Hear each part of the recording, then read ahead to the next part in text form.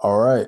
What is up, you guys? It's been a minute since I posted anything, but we are back.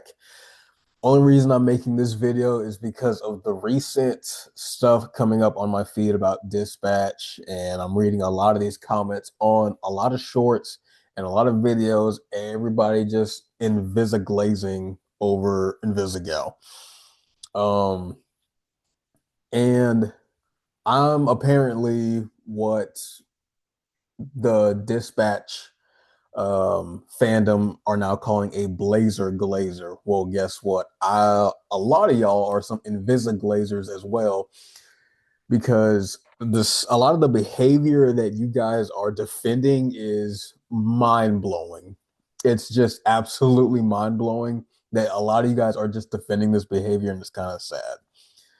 Uh, well, first and foremost, before I even dive deep into this, I hope everybody had a wonderful Thanksgiving. I know the last video I posted was like 3 days before Thanksgiving. So I do wish everybody had a wonderful Thanksgiving, had a wonderful time with your families, and was just able to be thankful for everything that God has done in your lives, and just thankful for the family that was able to just gather and spend time with people that you may haven't seen in a long time. Um, and also, I would hope everybody has a wonderful Christmas this month. I know it's coming in about a good 2.5 weeks.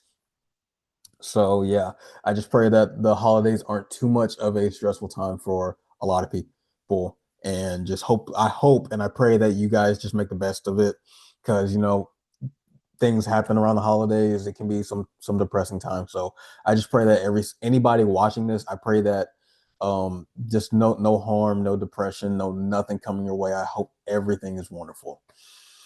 Okay. With that being said, let's dive down deep into this. I have been seeing people, just like I said before, I've been seeing people just just accepting all of this type of immature and just childish behavior and just crass behavior from Invisigal. It amazes me, the grown adults that are that are just like, oh, and I'm gonna I'm gonna do my best to I'm gonna extend an olive branch in this video. I know in the last video I was just getting all of my feels out about Invisigal and why she doesn't really suck. Why she does suck, sorry, and she's not really a perfect match for Robert and stuff like that. Again, I'm talking about just as a character, but I'm gonna extend an olive branch real quick. Okay, so I am totally aware that Invisigal was Robert's test as a mentor. Okay, but but here's the thing: when you're trying to mentor somebody, your best approach to it is to not do it romantically. Okay, that's where a lot of people are getting a lot of stuff confused, because you're mixing your personal life and your professional, like you're mixing business with pleasure.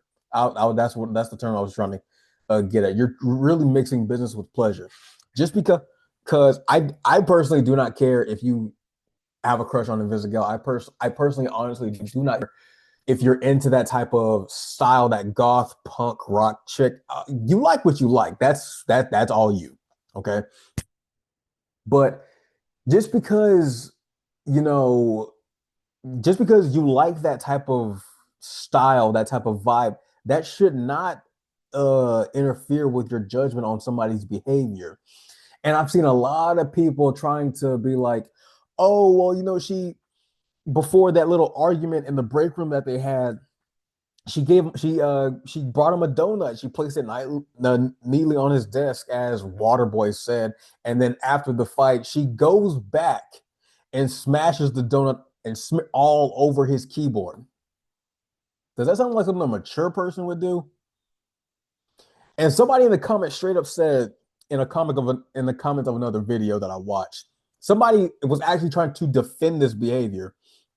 They were saying something along the lines of like, uh, she she was trying to show she was just showing Robert, like, oh, the stuff that he said in the break room really hurt her feelings. by smashing the donut all over the keyboard.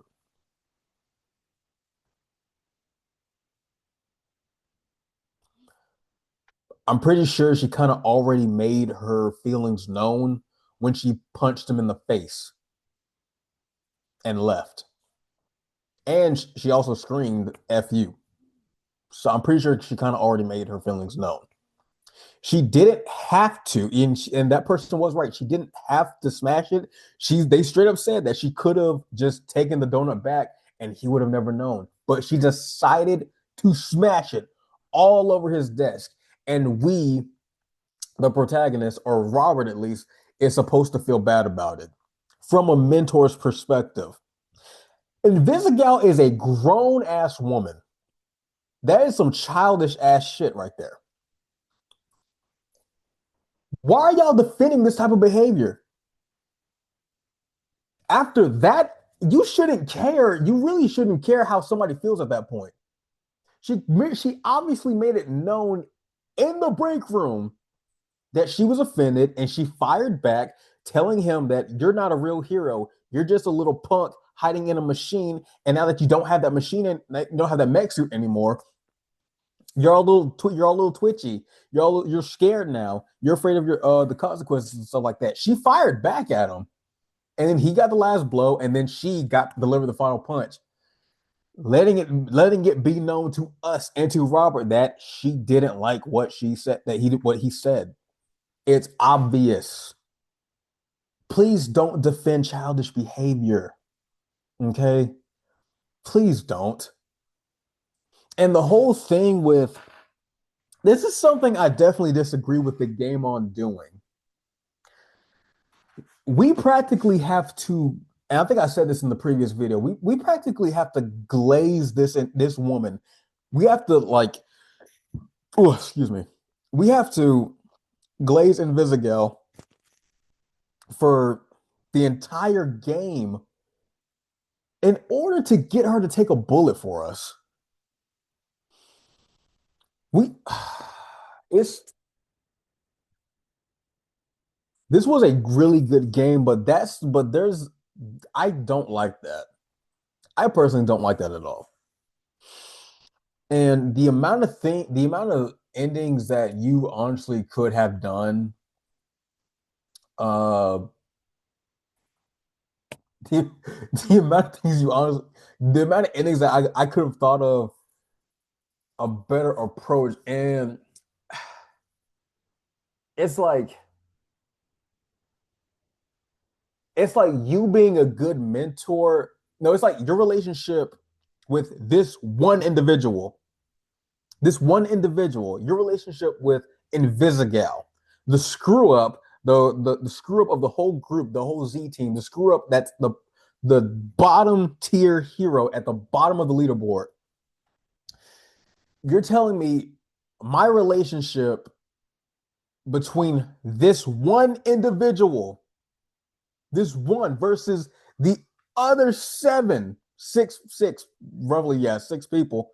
Hold on. Oh, hey, let me count this. Let me count this because I replay this a lot, and sometimes I'd be forgetting like who's actually on the Z team. Sometimes my memory is not that good. Let me hold on. We got one, two, three, four, five, six. I'm gonna have to actually say their names: Flambe, Prism, Gollum, Waterboy, Phenomenon, Sonar, Coupe, depending on either or. So, roughly, yeah, we'll say, well, even like 6 or 7 people. Don't do that.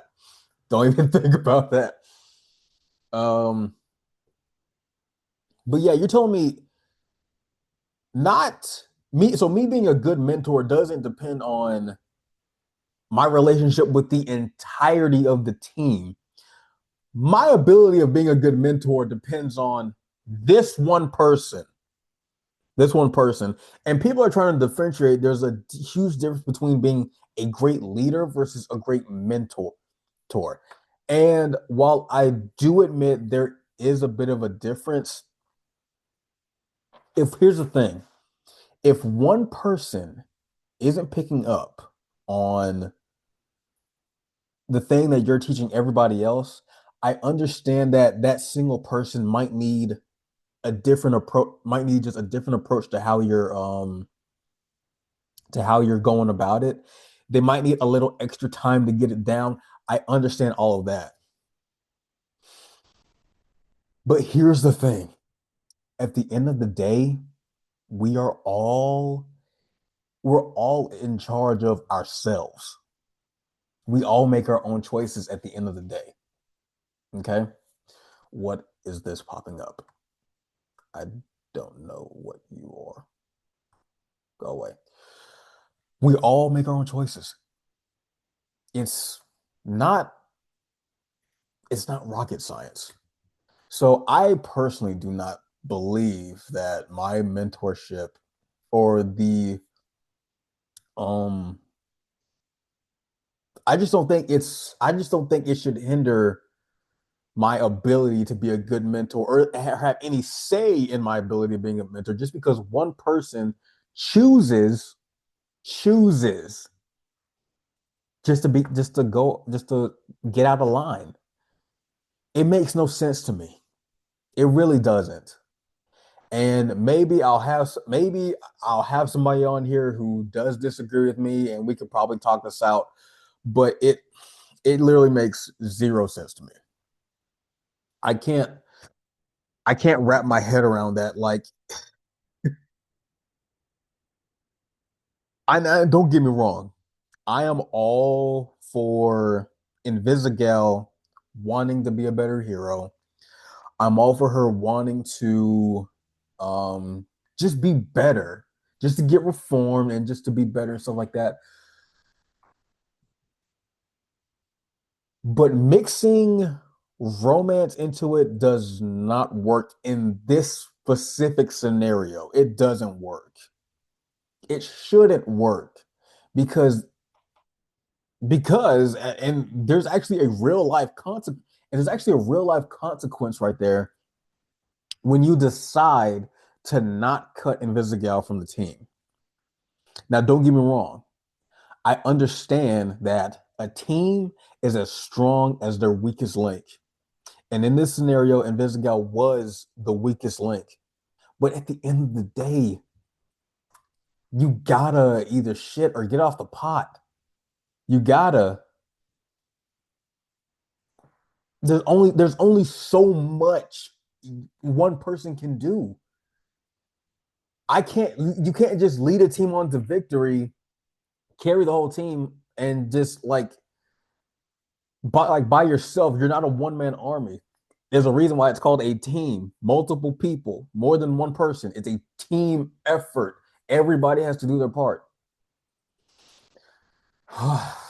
It's just but back to what I was saying, but there's a real life consequence when you decide to not cut Invisigal. You lose morale of the team. You lose the entirety morale. And I saw that majority of people chose to not cut Invisigal, which again, it surprised me. Majority of y'all decided to go on that date with Invisigal. Majority of y'all decided to I literally just said it. What am I? I literally just said it. What am I? This is why I hate my memory so much. Majority of y'all decided to go on that date with Invisigal, and then majority of y'all decided to not. Thank you to not cut her from the team. Thank you, brain. And then,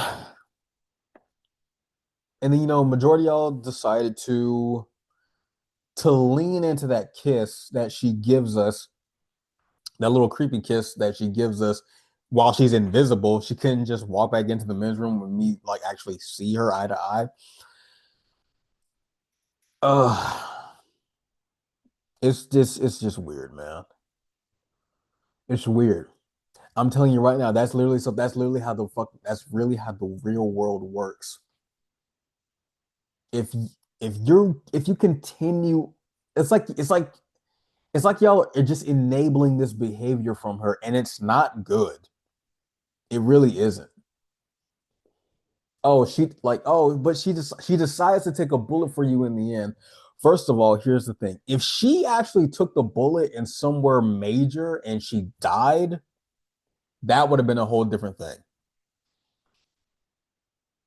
That would have been so actually that would have made a bit of more difference. But guess what? She took that bullet in the shoulder, and it went clean through. There's an exit wound. Nothing too serious. Nothing that serious. Okay. Oh, but she took a bullet for um, she took a bullet because she loved him. I don't that's not love. That's not love. I'm just gonna like that's honestly, I think that's just her wanting to prove to Robert so bad that she can change and that she can be a hero, that she's willing to do whatever it takes. I don't think that's love. Okay. And the only way you can get to her, the only way you can get to her taking a bullet for you is literally if you encourage her throughout the entire game, if you enable her and her behavior the entire game, if you lean into her the entire game, she takes a bullet for you. Anything else, you fall out of line one time with her, you decide just to not do that, and guess what? She ends up killing Shroud herself, and she now is the villain, and now she's just a villain now. What kind of mess is that? That makes no sense. It really makes no sense. But yeah, it's and I did see some, and there were some other videos that are titled like what did they say? Some of the other videos titled like why Invisigal being missing. Well, if Invisigal wasn't a part of the game, it wouldn't have been as good, or it wouldn't have, or it would have been different. Here's the thing.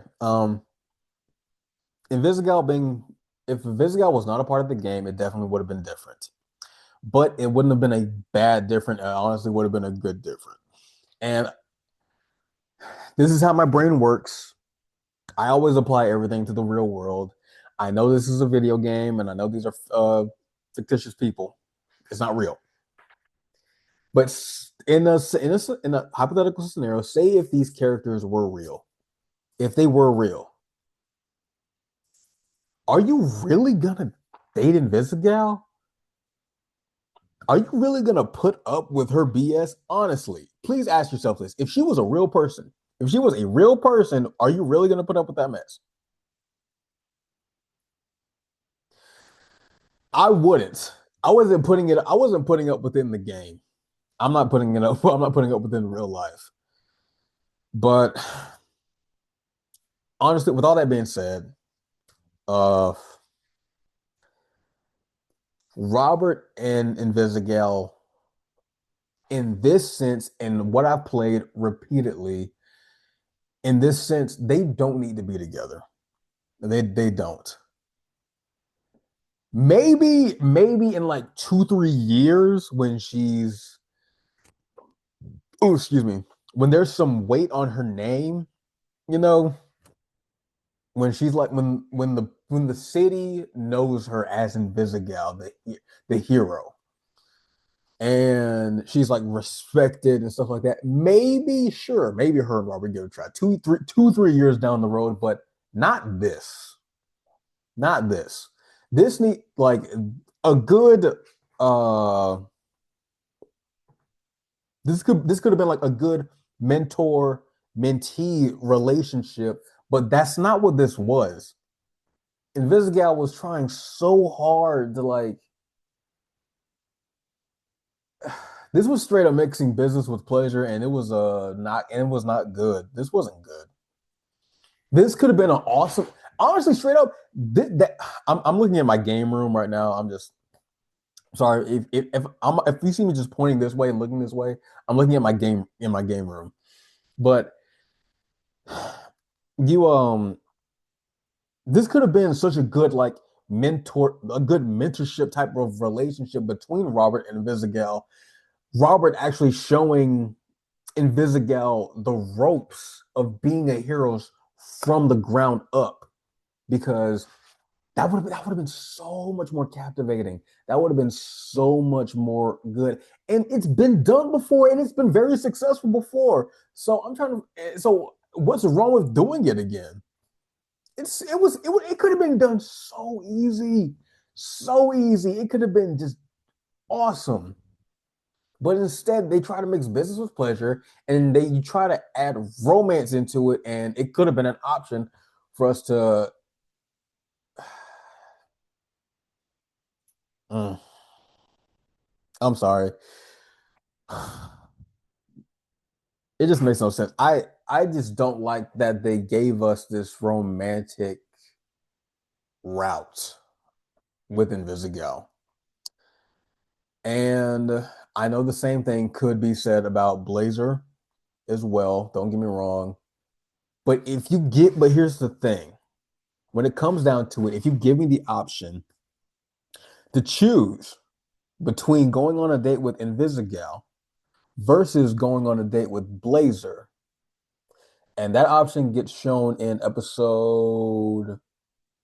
four, episode four, I'm pretty sure. Um, I'm gonna choose Blazer every time. Every time. Every time. Because everybody was talking about how, Invisigal was there since day one. Invisigal was there since episode two. Blonde Blazer has been there since episode one. And she's the one that initially saved him. She has the most chemistry with Robert in a romantic aspect. She got the most romantic chemistry with Robert. Honestly, seriously. I do not know where y'all see. I personally never saw it. I never saw any opening to get romantic with Invisigal. But they just inserted it in there and it made no sense. But hey, to each his own. Uh well, that's honestly all I gotta say about that. Oh, one more thing. I keep forgetting to mention this. I should have brought it up a long time ago, but what I said when in the last video about 200,000 people playing this game, I completely misspoke. Google let me to that answer, so I'm real sorry about that. It wasn't 200,000 people. That was actually the amount of people that played it on Steam. It was actually over 2.2 million people have played this game. So, and I was like, that actually sounds way more accurate because I played this game on PlayStation. Yeah, so with that being said, I just wanted to correct that mistake that I made. So with that being said, if you enjoyed Dispatch, comment down below who is your favorite character, and yeah, something along the lines of that. Who was your favorite character? What was your favorite moment in the game? Who would you like to spend Christmas with? I'll say that. Who would you like to spend Christmas with? From Dispatch. If any of you guys say Malevola, you're probably going to be in for a rude awakening. So yeah, I hope everyone has a wonderful day and Merry Christmas to all of you. Happy Hanukkah to my Jewish brethren and happy Kwanzaa to my African brothers. And I will see you guys in the next one.